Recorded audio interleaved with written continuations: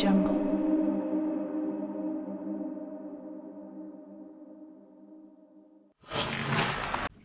अस्सलाम वालेकुम, मेरा नाम तला अशरफ ज़िया है और आज की वीडियो में हम लोग डिस्कस करेंगे कि एफएससी एग्जाम्स जो फर्स्ट ईयर और सेकंड ईयर के एग्जाम्स हैं उसमें बच्चे मैक्सिमम अपने पोटेंशियल पे किस तरह से परफॉर्म कर सकते हैं। ऐसी क्या वो लास्ट मिनट टिप्स हैं या वो ऐसी क्या बातें हैं जिनका बच्चों ने ख्याल रखना है ताकि अल्टीमेटली वो अपने इस एग्जाम जिसकी 40% वेटेज है उनके टोटल एग्रीगेट के अंदर उसमें अच्छा परफॉर्म कर सकें। And to start off with this topic, the first point of discussion is to understand and realise the importance of FSC. FSC क्योंकि 2 सालों पे मबनी है, आपका पार्ट 1 होता है और फिर उसका बाद आपका पार्ट 2 होता है।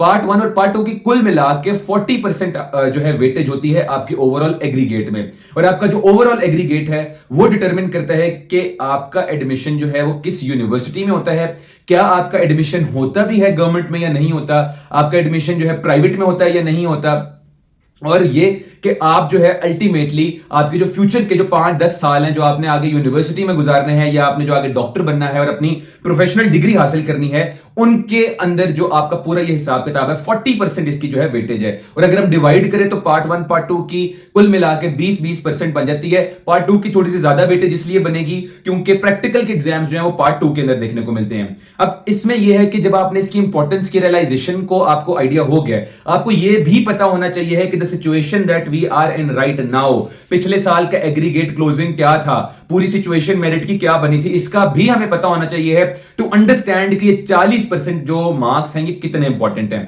तो एक तो चीज ये हो गई कि before you appear in your exams और before you start preparing for your FSc, आपको इस बात का अंदाजा होना चाहिए कि यार आप जिस चीज के अंदर हो इसकी वेटेज क्या है, इसकी इंपॉर्टेंस क्या है। मैट्रिक में तो चलो ये था कि 10% था, चलो जैसे भी हो गए कर करा के बंदे ने कर लिया, बट अब जरा गेम बड़ी आ गई है। इसके बाद एमडी कैट आएगा, एमडी कैट में 50% जो है उसकी वेटेज होगी।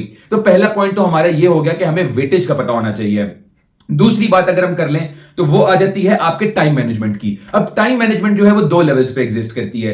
एक वो टाइम मैनेजमेंट है कि आपका जो टोटल शेड्यूल है, फॉर एग्जांपल अगर आज का दिन है, आज से लेकर जिस दिन तक आपके एग्जाम्स हैं आपके पास एक शेड्यूल होना चाहिए। आपको पता होना चाहिए कि यार आज का दिन मैंने क्या क्या कवर करना है, मैंने बुक से पढ़ना है, मैंने उसके बाद ऑब्जेक्टिव सीरीज करनी है, उसके बाद मैंने पास पेपर्स कर रहे हैं एंड सो ऑन। इसी तरह आपको पता होना चाहिए बाकी चीजों का कि भी आपने किस किस दिन क्या क्या करना है, पूरा एक शेड्यूल होना चाहिए। इसके अलावा time management is important also for your exam के पॉइंट ऑफ व्यू से। एफएससी के एग्जाम्स का मसला ये होता है कि टाइम आपके पास जो है वो नेक टू नेक होता है। आप अपना पेपर स्टार्ट करते हैं, आप अपने क्वेश्चंस को जो अटेम्प्ट करना शुरू करते हैं, और अगर आप बहुत स्लो हो जाएं, अगर आप बहुत लंबा लंबा आंसर लिखने लग जाएं, अगर आप किसी भी एक पोर्शन पे उसके ड्यू टाइम से ज्यादा वक्त दे दें, तो अल्टीमेटली नुकसान उसका ये होता है कि आपके जो बाद के सवालात हैं उनके जवाब जो है वो कॉम्प्रोमाइज हो जाते हैं। टाइम पे पेपर कंप्लीट नहीं होगा, पेपर का इंप्रेशन बुरा जाएगा और मार्क्स अकॉर्डिंगली फिर उसके डिडक्ट होंगे। तो time management eight 2 levels is very important. One is the fact कि आपने जो अपना शेड्यूल बनाना होता है daily, and the other one being कि आपने जो अपना एग्जाम अटेम्प्ट करना है उसको आपने टाइम के अंदर किस तरह से मैनेज करना है। अगली जो बात आ जाती है बड़ी important, that is guest paper and pairing scheme. बहुत से बच्चे पूछते हैं कि जी हम इसको फॉलो करें या ना करें और इसकी इंपॉर्टेंस क्या है। साथ ही मैं एक और भी पॉइंट इसके जोड़ लेता हूं जो कि है पास पेपर्स का या इंपॉर्टेंट क्वेश्चंस का। अब जो गेस्ट पेपर है, गेस्ट पेपर बोर्ड वाले इशू नहीं करते। Guest papers are issued by teachers जो कि मुख्तलिफ कॉलेजेस या एकेडमीज में पढ़ा रहे होते हैं, और वो अपने एक्सपीरियंस की बेसिस पे कि पिछले 5-10 सालों में कैसे सवाल आए हैं, किन किन टॉपिक्स के सवाल आए हैं, किन किन टॉपिक से पॉसिबली अब सवाल आ सकते हैं। इनमें से कई टीचर्स ऐसे भी होते हैं जो कि बोर्ड के साथ एसोसिएटेड होते हैं, उनको आइडिया होता है कि क्वेश्चन बैंक के क्वेश्चन पूल क्या था। तो ये गेस्ट पेपर जो है ना 100% रिलायबल नहीं होता। ये एक गेस है। गेस का क्या मतलब होता है? अंदाजा लगा देना। जैसे मैं अगर यहां पे बैठ के अंदाजा लगा दूं कि जी आपका एमडी कैट जो है वो जुलाई के एंड में होना है, ये गेस है मेरा, ये ऑथेंटिक न्यूज नहीं है, ये पीएमडीसी ने नहीं कही। इसलिए गेस्ट पेपर जो है इसको मैं ये रिकमेंड करता हूं कि आप अपनी रिवीजन के लिए यूज किया करें। पेपर से 2-3 दिन पहले गेस्ट पेपर को पकड़ें, और गेस्ट पेपर को ये पकड़ के मत करें आपके जी सिर्फ गेस्ट पेपर वाले सवाल करने हैं। आपने पूरा कोर्स जो है वो तैयार कर लिया, पूरे एग्जाम्स की तैयारी कर ली, बायो को, फिजिक्स को, केमिस्ट्री को पढ़ लिया आपने। अब बायो का गेस्ट पेपर पकड़ के आपने जो है देखना है कि अच्छा यार इसके गेस्ट पेपर में ये जो 15-20 सवाल लिखे हुए क्या ये मुझे आते भी हैं या नहीं। आपने रिवाइज करना है। फॉर एग्जांपल पहला अगर जो सवाल है वो जो भी है आपने उसको अपने जहन में मेमोराइज करना है। क्या आपने देखना है कि यार क्या मुझे याद है कि इसकी क्या क्या हेडिंग्स थी, इसमें मैंने क्या क्या लिखना है, ये बुक में क्या क्या इंफॉर्मेशन है, इसमें मैं कौन सा डायग्राम बना सकता हूं। तो जो गेस्ट पेपर है उसकी इंपॉर्टेंस ही है।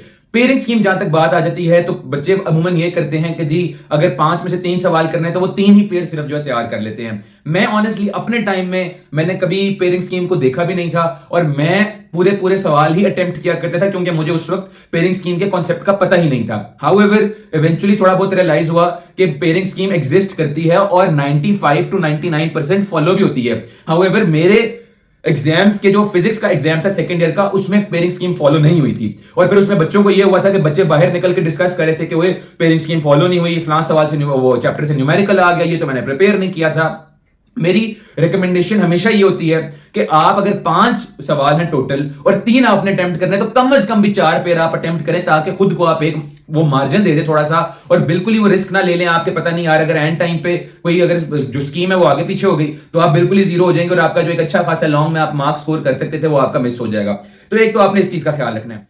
तो हमारा जो अगला पॉइंट आ जाता है वो ये है कि आपने जो है एफएलपीस को प्रैक्टिस करना होता है। अब एफएलपीस क्या होते हैं? FLP stand for full length paper. आपको आइडिया होना चाहिए कि एक आपने जो एग्जाम अपने बोर्ड का देना है, जो फाइनल एग्जाम देना है, उसका पैटर्न क्या होगा, आपने उसमें टाइम को कैसे मैनेज करना है। एफएलपीस की कुछ जो मोटी मोटी जो खसूसियात होती हैं वो ये है कि एक तो आपको पेपर के पैटर्न का आइडिया हो जाता है, एक आपको एक्सपीरियंस हो जाता है उस पूरे एनवायरमेंट में। फॉर एग्जांपल अगर आप किसी एकेडमी में एफएलपी दे रहे हैं या आप घर में बैठ के खुद को टाइम करके एफएलपी दे रहे हैं तो आपको उस जो प्रेशर आपके ऊपर होता है जो आपने एग्जाम के अंदर बैठ के फेस करना होता है आपको उसको जो है आइडिया हो जाता है कि अल्टीमेटली उसमें आपने जो है वो कैसे परफॉर्म करना है। और साथ ही साथ one of the most important thing about FLP is कि आपकी रिवीजन हो जाती है। आप जब पूरा सिलेबस जो है एफएलपी आपने मुंह उठाकर नहीं दे देना ना, आपने उससे पहले प्रॉपर रिवीजन करनी है, तैयारी करनी है, पूरी बुक को आपने जो करना है, फिर जाके आपने एफएलपी देना है। तो एफएलपी का एक बहुत बड़ा फायदा ये होता है कि वो आपकी रिवीजन में भी हेल्प करता है और एकेडमीज और बाकी जगहों पे शेड्यूल बनाया ही इस तरह जाता है या आपके कॉलेज में जिस तरह प्री बोर्ड्स होते हैं या सेंडअप्स होते हैं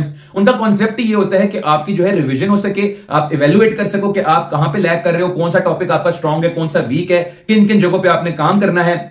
और मैं यही रिकमेंड करता हूं कि जितने ज्यादा एफएलपीज आप दे सकते हो दे दो, रिवीजन में भी हेल्प करेगा, आपकी जो टाइम मैनेजमेंट उसमें भी हेल्प करेगा और जब आपको लिखने की आदत हो जाए, प्रैक्टिस हो जाए तो आपको जो है ये भी आइडिया हो जाता है कि आपने अपनी पेपर प्रेजेंटेशन कैसे करनी है, पेपर को नीट कैसे करना है। अगर आप सारा साल जो है सिर्फ रट्टे मारते रहे हैं, पढ़ते रहे हैं, एंड पे जाके एग्जाम में जब आपको लिखना पड़ेगा तो आपसे लिखा नहीं जा रहा, फिर उस वक्त आप कहोगे कि जी यार ये क्या हो गया, प्रेजेंटेशन अच्छी नहीं हुई, टाइम मैनेज नहीं हुआ। तो एफएलपीस को अटेम्प्ट करना जो है वो बहुत इंपॉर्टेंट होता है। अगर हम सब्जेक्ट वाइज थोड़ा थोड़ा देख ले, चाहे आप फर्स्ट ईयर से हो या सेकंड ईयर से हो, तो साइंसेज अगर हम देखें बायोलॉजी, फिजिक्स एंड केमिस्ट्री, तो उनमें जो है आपका पूरे मार्क्स स्कोर करना आज तक भी बहुत आसान है, गिवन दैट आपके एमसीक्यू सारे ठीक हो जाए। मुझे याद है कि मेरे फर्स्ट ईयर के अंदर 2-2, 3-3 मार्क्स कटे थे साइंसेस के अंदर और वो भी इसलिए कटे थे क्योंकि मेरे एमसीक्यूज गलत हो गए थे। अल्लाह का बहुत शुक्र है कि अंदर वाले पोर्शन में पूरे पूरे नंबर मिले और उसकी वजह यही थी पेपर प्रेजेंटेशन को अच्छा रखा और वो बाकी सारी टिप्स चाहे वो प्रेजेंटेशन से रिलेटेड है या वो तैयारी से रिलेटेड है या वो आपके जो एग्जाम के दौरान जो आपने जिस तरह से परफॉर्म करना उससे रिलेटेड है, जो कि इस चैनल पे भी हम ऑलरेडी अपलोड कर चुके हैं, उनको फॉलो किया और वही फिर आप लोगों को वीडियोस बना के जो है वो टिप्स एंड ट्रिक्स भी बताएं। आप लोग वो वीडियोस भी देखिएगा ताकि आपको सब्जेक्ट वाइज आइडिया हो जाए कि आपने किस तरह से चीजों को मैनेज किया। तो साइंसेज में तो फुल मार्क्स लेना बड़ा आसान है अगर आपके एमसीक्यूज के ऊपर ग्रिप अच्छी है। And for MCQs I recommend कि बुक को थॉरली पढ़ना तो एक अलग चीज है, ये अभी वो टाइम है भी नहीं कि आप बुक को पूरा पूरा थॉरली याद करो, रट्टे मारें, लेकिन पास पेपर्स करना और किसी भी एकेडमी या पब्लिशर की ऑब्जेक्टिव सीरीज कर लेना और उसमें एमसीक्यूज को प्रैक्टिस करेंगे तो मोर और लेस आपके बहुत ज्यादा जो एमसीक्यूज हैं वो इससे कवर हो जाते हैं और आप उसमें पूरे पूरे मार्क्स स्कोर कर सकते हैं। टॉकिंग अबाउट इंग्लिश, उर्दू और जो आपके इस्लामियात या पाक स्टडीज है, ये वो एक्चुअल एग्जाम्स हैं, सब्जेक्ट्स हैं कि जिन्होंने डिटरमिन करना है कि आपके एफएससी में कितने मार्क्स आते हैं। क्योंकि साइंसेज में तो आप पूरे मार्क्स ले सकते हो क्योंकि वहां पे आपको एक स्कीम पता है, सवाल आया वही जो बुक में था, वही जो आपने सारा साल प्रैक्टिस किया वही उठा के आपने जवाब लिख दिया। इंग्लिश, उर्दू ये जो होते हैं ना आर्ट्स वाले सब्जेक्ट, इनमें बहुत मैटर करता है कि आपके मार्क्स कितने आते हैं क्योंकि आपकी जो टोटल परसेंटेज बननी है वो इस पर बहुत ज्यादा डिपेंडेंट होती है। क्योंकि इसमें आपने क्रिएटिव राइटिंग भी आपको करनी पड़ सकती है, इसमें आपको जो है वो ऐसे लिखना पड़ सकता है, इसमें आपको जो है लेंथ भी आपको मेंटेन करनी पड़ेगी। तो ये मल्टीपल फैक्टर्स हैं कि आपने हवाले भी लिखने हैं, आपने लेंथ को भी मेंटेन करना है, आपकी प्रेजेंटेशन भी अच्छी होनी चाहिए, आपके जवाब भी ठीक होने चाहिए। तो ये वो सब्जेक्ट्स है जिसमें मार्क्स अमूमन बच्चों के लूज होते हैं और यही वो हैं कि जिनमें अगर आप अच्छा परफॉर्म करोगे तो आप जो है बेहतर स्कोर कर सकते हो। हमारा अलमिया ये है कि हम सारा फोकस साइंस सब्जेक्ट्स पे डाल देते हैं और बाद में जब ये आर्ट वाले सब्जेक्ट आते हैं इनको हम कैजुअली लेते हैं, इनको हम ईजी लेते हैं और यही वो फिर एक्चुअल सब्जेक्ट्स होते हैं कि जिनमें जो है बच्चे मार खा जाते हैं। इसके अलावा नेक्स्ट पॉइंट हमारा है रिवीजन का। जैसे पहले एफएलपीज के अंदर भी मैंने बताया रिवीजन करना बहुत इंपॉर्टेंट है। अगर आपको लगता है कि आपने अपना कोर्स सिर्फ एक दफा पूरे साल में कवर कर लिया है और अगर ये इनफ है तो मेरी तरफ से मेरा ये ख्याल है कि ये बहुत बड़ी जो है इसके अंदर गलती है और ये बहुत गलत अप्रोच है। आपको चाहिए है कि कम से कम भी 3-4 दफा अपने सिलेबस को रिवाइज करें। और वो कैसे होगा कि जब आप पहले जो है पूरी बुक को आप आराम आराम से सारा कुछ कवर करते हैं, फिर उसके बाद आप थोड़ी स्पीड के साथ जो है आपकी हर रिवीजन जो है वो कम कम वक्त में होती है। अगर आपने 6 माह में पहली जो है सिलेबस को कवर किया था, फिर 3 माह में आपने सिलेबस को कवर करना है, फिर 1 माह में सिलेबस को कवर करना है, और इस तरह करते करते जो आपकी रिवीजन है उसका जो टाइम ड्यूरेशन है वो कम होता जाएगा और आपकी जो ग्रिप है उस पर वो ज्यादा होती जाएगी। रिवीजन का कॉन्सेप्ट अगर साइंटिफिकली भी देखें तो वो यही होता है कि अगर आपने एक चीज याद की है, आपके न्यूरॉन्स में वो स्टोर होती है और आहिस्ता आहिस्ता आहिस्ता करते वो आपके न्यूरॉन से गायब हो जाती है। हाउएवर अगर आप उस चीज को बार बार पढ़ते हो तो आपके न्यूरॉन्स में जो है वो इस तरह से इंटरलिंकिंग हो जाती है, वो इतनी तरह से उनका एक वेब बन जाता है, स्ट्रॉन्ग नेटवर्क बन जाता है कि वो चीज जो है ज्यादा लॉन्ग टर्म के लिए रहती है। The more revision you do उतना ही बेहतर आपके लिए होगा, not only in your FSc exam but ये आपको आपके एमडी कैट में भी बड़ा हेल्प करेगा। अगर एमडी कैट की तैयारी में भी आप बिल्कुल ब्लैंक हो गए हो, एफएससी के एग्जाम्स देके बिल्कुल बैठ तो नहीं जाना ना, एमडी कैट भी तो देना। अगर एमडी कैट में ब्लैंक हो गए तो फिर फायदा ही कोई ना हुआ, फिर आपको फिर से जीरो से स्टार्ट करना पड़ेगा और ये जो है आपको एट अ डिसएडवांटेज पुट कर देगी। अगला पॉइंट भी मेरा यही है कि जहां एमडी कैट की बात आती है तो एफएससी सेकंड ईयर के बच्चे जो हैं उनको मेरी एडवाइस ये होगी कि the day your exams and, for example Punjab के अंदर 19th मई को अगर आपके एग्जाम एंड हो रहे हैं तो 20th मई को आपने एमडी कैट की तैयारी स्टार्ट कर देनी है। 19th May is the only day you should give yourself a rest. MDCAT की तैयारी शुरू करें, एमडी कैट का एग्जाम बहुत अच्छा दें, फिर उसके बाद जब आपका एडमिशन हो जाए फिर चिल करें, फिर रेस्ट करें, फिर अपने जितने शौक है पूरे करें। बट अभी टाइम की थोड़ी सी कंस्ट्रेंट है, इसलिए आपने अपना बेस्ट देना है और ये वो वक्त नहीं है कि अभी आप थक हार के बैठ जाएं। नाउ इज द टाइम कि आपकी सही स्ट्रेंथ और आपकी जो एंड्योरेंस है, आपकी कंसिस्टेंसी है, उसने टेस्ट होना है। तो और जो फर्स्ट ईयर के बच्चे हैं जब वो एफएससी सेकंड ईयर में आते हैं तो मैं उनको भी यही रिकमेंड करूंगा कि आपने कोशिश करनी है कि सेकंड ईयर के साथ कुछ ना कुछ तैयारी आप एमडी कैट की करें in whatever form you think you want to do, चाहे वो पैरेलल प्रेप है, चाहे वो पास पेपर्स की प्रैक्टिस है, बट अगेन कुछ ना कुछ आपने एमडी कैट का एक्सपोजर अपने सेकंड ईयर में हासिल कर लेना है, ताकि वही बात है कि आप बिल्कुल ब्लैंक ना बैठ जाए अपने एमडी कैट के अंदर जब आप उसकी तैयारी करने के लिए बैठे हैं।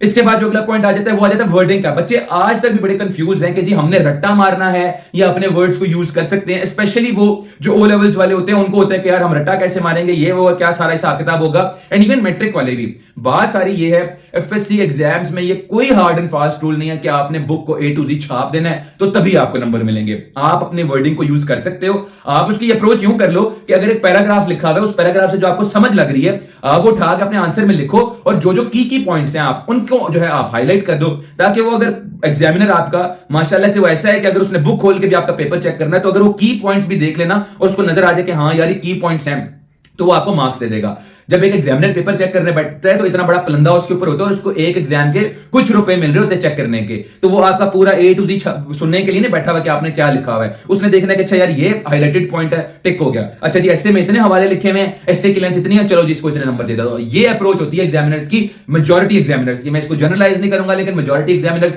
आज भी एफएससी के एग्जाम्स को ऐसे चेक करते हैं। अब चूंकि आपका सिस्टम एसएलओ बेस्ड भी हो गया, उसमें खुद ये उन्होंने एनकरेज कर दिया कि आपने रट्टे को छोड़ के कॉन्सेप्ट्स को बिल्ड करें, अपनी वर्डिंग को यूज करें, कीवर्ड्स को यूज कर लें, लेकिन इस कॉन्सेप्ट पे ना आ जाएं कि जी डिट्टो आपने वही छाप देना और वो आपका काम हो जाएगा। इसी तरह जो वो छापना आपने है, ये जो खुद भी लिखना है, उसमें कोशिश करें that you make use of, ये हाईलाइट करें पेन से, आपके जो मार्कर से इंपॉर्टेंट पॉइंट्स हैं आप बुलेट पॉइंट्स के अंदर अपने जवाब को लिखें इंस्टेड ऑफ पैराग्राफ्स। आप हेडिंग्स दें, ना सिर्फ लॉन्ग के अंदर बट शॉर्ट के अंदर भी। मुझे याद है कि मैं शॉर्ट में भी हेडिंग्स दिया करता था 2-2 3-3। अगर डेफिनेशन पूछी है तो डेफिनेशन की हेडिंग अलग दें, एग्जांपल की हेडिंग अलग दें, और अगर उसमें कोई फॉर्मूला है फॉर एग्जांपल केमिस्ट्री में या फिजिक्स में तो उसकी हेडिंग आपने अलग देनी है। इसके बाद एक बड़ा इंपॉर्टेंट पॉइंट आ जाता है हेल्दी लाइफस्टाइल का। इसका मतलब यह है कि आखिरी डेज में आके ना तो आपने अपनी डाइट को खराब करना है और ना ही आपने अपनी स्लीप को खराब करना है। हो सके तो कुछ आप सप्लीमेंट्स ले लें। सप्लीमेंट्स चाहे आप स्टूडेंट हैं, चाहे आप डॉक्टर बन गए हैं, चाहे आप बड़े हो गए हैं, किसी ना किसी लेवल पे कहीं ना कहीं आपको सप्लीमेंट्स लेते रहना चाहिए, जिसमें वाइटामिन हो, जिसमें मिनरल्स हो, जो कि आपके ब्रेन को भी बूस्ट करे और आपको जो है वो सपोर्ट भी प्रोवाइड करे, और एक वैसे भी आपको जो है उसके बारे में टेक्निकली रिलीफ हो। जैसे बड़े लोग जो है कैल्शियम, विटामिन डी वगैरह के सप्लीमेंट्स लेते हैं, वुमेन जो है वो ज्यादा आयरन की लेती हैं, बच्चों को चाहिए कि वो भी कुछ सप्लीमेंट्स लें, ओवरडोज ना करें, लेकिन लेते रहें ताकि कहीं ना कहीं वो आपकी बॉडी में जाके असर करते हैं। तो आपने जो है हेल्दी लाइफस्टाइल अपनाना है, अपनी भूख को ठीक रखना है। ये ना हो कि आप पढ़ाई की टेंशन में आके फाके काटने लग जाएं। इसके अलावा आपने अपनी नींद को भी पूरा करना है। ये ना हो कि आप बिल्कुल स्लीपलेस नाइट्स गुजारने लग जाए, क्योंकि जब आपका दिमाग थका होगा, जब आप खुद थके होंगे, आप जितनी मर्जी कोशिश कर लें आपके दिमाग में कुछ नहीं पड़ेगा, वो उल्टा आपका टाइम जाया होगा। और मेरा ख्याल है कि आपकी प्रोग्रेस को वो रोकने या आगे लेके जाने के बजाय माइनस में लेके आने लग जाता है, कि जो आपने पहले पढ़ा होता है आपका वो भी उड़ने लग जाता है। इसके अलावा one of the most important things, मेरे नजदीक दो चीजों का कॉम्बिनेशन जो है ना, वही सिर्फ आपकी सक्सेस को डिटरमिन कर सकता है। एक आपकी मेहनत और आपके आसपास वाले लोगों की आपके लिए दुआएं हैं, और सिंसियर दुआएं। इसके अलावा आपने जो नमाज पढ़नी है, आपने जो सदका देना है, आपने जो इबादत करनी है, अल्लाह से दुआ करनी है, ये वो चीजें हैं कि जो अल्टीमेटली ना सिर्फ आपको मेंटल पीस देंगी, बल्कि साथ ही साथ आपकी सक्सेस जो है वो भी गारंटी करेंगी। इसके अलावा अगर एक और बात देख ले तो वो होती है कि आपने अपना माइंडसेट पॉजिटिव रखना है, कॉन्फिडेंट रहना है, ना अंडर कॉन्फिडेंट होना है, ना ओवर कॉन्फिडेंट होना है। यू शुड नो कि आपका गोल क्या है, आपने कितने मार्क्स का एम करना है, खुद को मोटिवेटेड रखना है। ये सोचना है कि यार आज से पहले जितने भी टॉपर्स थे उनके पास किताबें सेम थी, उनके पास रिसोर्सेज सेम थे, वो इंसान भी सेम थे। अल्लाह ने उनको भी दिमाग दिया, अल्लाह ने आपको भी दिमाग दिया। ना तो उनके कोई पर निकले हुए थे, ना तो उनको कोई सींग लगे हुए थे, ना ही उनकी कोई दुम थी। जब वो भी आपकी तरह एक इंसान है, तो अगर उन्होंने अच्छा स्कोर कर लिया तो आप क्यों नहीं कर सकते। मैं ये जरूर मानता हूं कि माइंडसेट में थोड़ा सा डिफरेंट होता है। कुछ लोग कुछ किसी चीज को जल्दी पढ़ लेते हैं, कुछ लोग ज्यादा टाइम लगाते हैं, बट आपने अपने हिसाब से पूरी मेहनत करनी है, आपने अपना बेस्ट देना है, और अल्टीमेटली अल्लाह के हाथ छोड़ देना कि अल्लाह मियां अब मेरी जो मैंने मेहनत की है इसका जो इंसाफ है वो आपने करना है। इसके अलावा when it comes to the presentation of paper, मैंने जैसे पहले भी बताया कि वो बहुत इंपॉर्टेंट होती है। Paper should be neat. जो आपके स्टार्ट के कुछ क्वेश्चंस होते हैं, शॉर्ट क्वेश्चन साइंसेस में, कोशिश करेंगे उन दो तीन में कोई ना कोई डायग्राम आप जरूर बनाएं। उनको आपने जो इंपॉर्टेंट पॉइंट्स हैं उनको हाईलाइट करें। शॉर्ट क्वेश्चंस में भी आप हेडिंग्स दें, लॉन्ग में भी हेडिंग्स दें, और डायग्राम लाजमी बनाएं। और आपने लेंथ को भी अच्छा मेंटेन करना है, आपने टाइम की मैनेजमेंट के साथ साथ शीट्स की भी मैनेजमेंट करनी है। और इन सब चीजों के बारे में डिटेल्ड सब्जेक्ट वाइज गाइड हमारे चैनल पे आज भी मौजूद है, जो आज से 4-5 साल पहले मैंने भी बनाई, और फिर आने वाले हर टॉपर्स जितने भी थे, मेरे जितने भी जानने वाले थे, उनको मैंने कहा कि आप लोगों के लिए वीडियोस बनाए, ताकि आपको अगर कोई अपडेट्स भी हुई हैं, कोई चेंजेस भी हैं, तो उसके अकॉर्डिंग आपको जो है चीजों का आइडिया होता है। And finally when it comes to the most important question कि जी पेपर्स के बीच में गैप होता है, 1 दिन का, 2 दिन का, 3 दिन का, उसमें हम कैसे पढ़ें जी? वो गैप बहुत कम होता है। देखिए पहली बात तो ये है कि अगर तो आपने सारा साल पढ़ा ना, तो फिर ये आपको मसला नहीं करना चाहिए। इसके अलावा अगर आपने रिविजन्स किए तो ये मसला आपको फेस नहीं करना पड़ेगा। अगर आपने एफएलपीज की प्रैक्टिस की है, 4-5 एफएलपीज विद फुल प्रिपरेशन दिया, तो आपको ये मसला फेस नहीं करना पड़ेगा।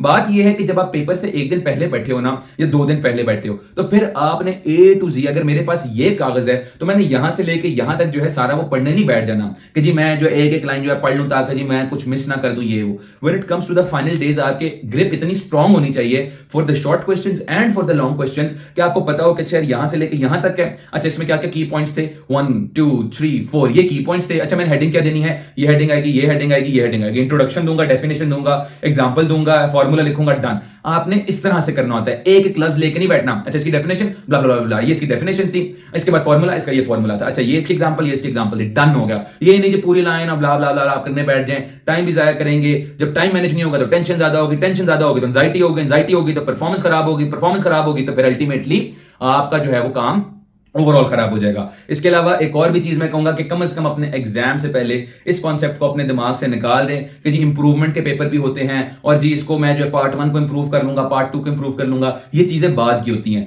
आपने अपना अभी जो तैयारी करनी है वो करनी है बेस्ट, और आपने अपना बेस्ट देना है, और कोशिश करनी है कि इसी को अपनी आखिरी अपॉर्चुनिटी समझे और अपना बेस्ट दें। इंप्रूव वाली बात वो बाद में भी की जा सकती है, क्योंकि अगर आपने इंप्रूवमेंट के एग्जाम भी देने हैं तो साल आपका वेस्ट होगा। इस साल बच्चे इसलिए बच गए क्योंकि आपका जो एग्जाम है एमडी कैट का डिले बहुत ज्यादा हुआ, फिर रिजल्ट पे इतना ज्यादा फड्डा बना रहा, कभी यहां पे स्टे ऑर्डर, कभी वहां पे स्टे ऑर्डर, इसलिए उनको तो चांस मिल गया, लेकिन आज से पहले ये चांस नहीं दिया जाता था। आपके जो इंप्रूवमेंट के एग्जाम्स है वो बाद में होते हैं, उसका जो रिजल्ट है बाद में आता है, उसमें आपको मौका नहीं दिया जाता। इंप्रूव करना है तो साल तो आपको लगाना ही पड़ेगा अगर इतना डिले एमडी कैट नहीं होता।